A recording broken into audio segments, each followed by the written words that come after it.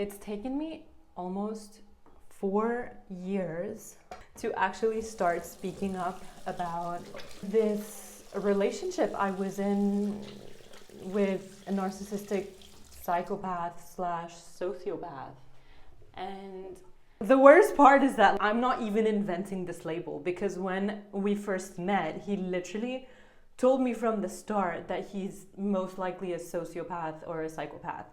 And back then I was like in my addictions, in active addictions of drugs and alcohol, and I was like on a complete bender in Mexico and all of this stuff, and I thought that that would just be the most fun story that I could go on, because my life was just about collecting stories back then, not realizing that that relationship literally almost killed me multiple times, physically actually, but mentally and emotionally. The recovery from it that I'm still going through right now is like not even close to being remotely funny at all. And so I figured that it's probably time for me to start speaking up about all this, because I've heard so many people tell me over the years, like, you need to start sharing your story, you just need to start sharing, start talking, blah, blah, blah, blah. I was like, cool, I'm gonna start a podcast, I'm gonna like talk on Instagram. And I have no issue talking about the tsunami, talking about my addictions, talking about, mental health, you name it. But like the one thing that's been the most scary to talk about, and even if you can hear my voice right now, this is not my normal voice, I'm like kind of like shaky. Well, it's that topic. And why? Because like there's a part of me that's scared that he's gonna come after me. And I know that this is me intellectualizing now. I know that every person that's gone through a relationship like that has the same fear.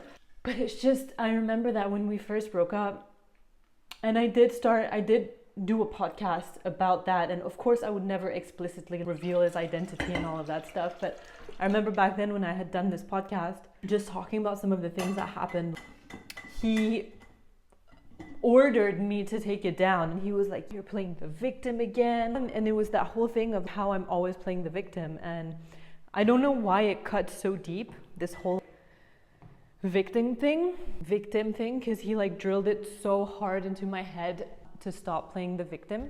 And I guess it was all part of the plan, right? Because I never dared talk about it.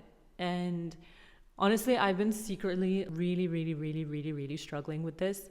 And I've been in relationships, I've moved continents multiple times, I've started new businesses, I've done everything that I thought was necessary to heal from that. Honestly, the main big things being plant medicine, ayahuasca, and like so much therapy, and just honestly, you name all the different types of healing modalities I feel like I've tested that were available to me. Iboga was the next one, but I was like, maybe I'll wait a little bit.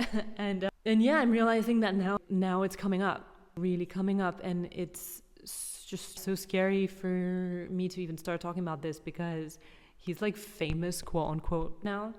And I'm just scared that he's going to see these one day and come after me.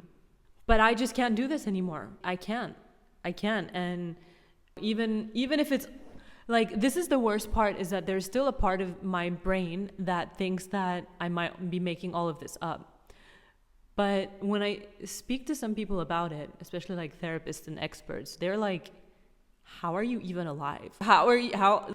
And then, because I'm so used to massive trauma in my life, I don't know, it's just like I kind of normalized it. And when I refer to massive trauma, if you know me personally, it's like the tsunami in 2004, the parents divorced, my dad dying at 20, all the years of drugs and alcohol, being in rehab at 20, canceling my wedding when I got sober, and everything that comes with addictions, which is abuse and being in extremely complicated situations and health issues, and just, I don't even know if people are ready for me to share actually things that have happened to me. Because with my ex, for example, like my most recent ex, who was a very, let's say, vanilla man, the first time I told him about part of my story, he was like, he couldn't process. I remember he was like, this is like a lot. He was like, this is too much.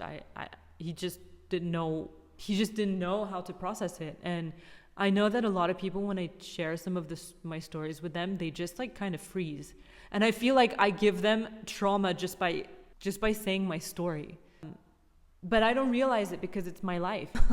But I guess a lot of people, I don't know, maybe you can tell me. I do know I've been through an excessive amount of trauma for someone my age.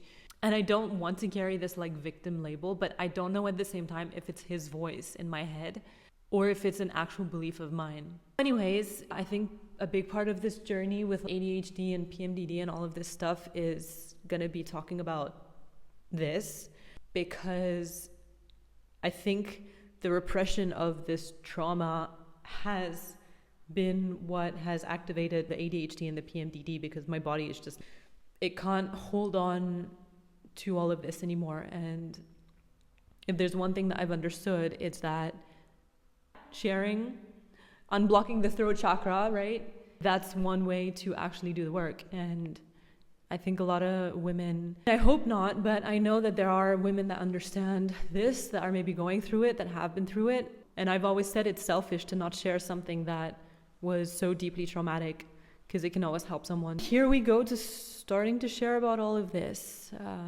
because I need to get better. I need to get better. I'm doing this for me. Stick around if you want some stories, and if you don't want to hear super traumatic stuff, I'd suggest you don't stick around. But at the same time, if you want to hear recovery and healing and how I got through it and how virtually I think anyone can get through it, stick around. Thanks, bye.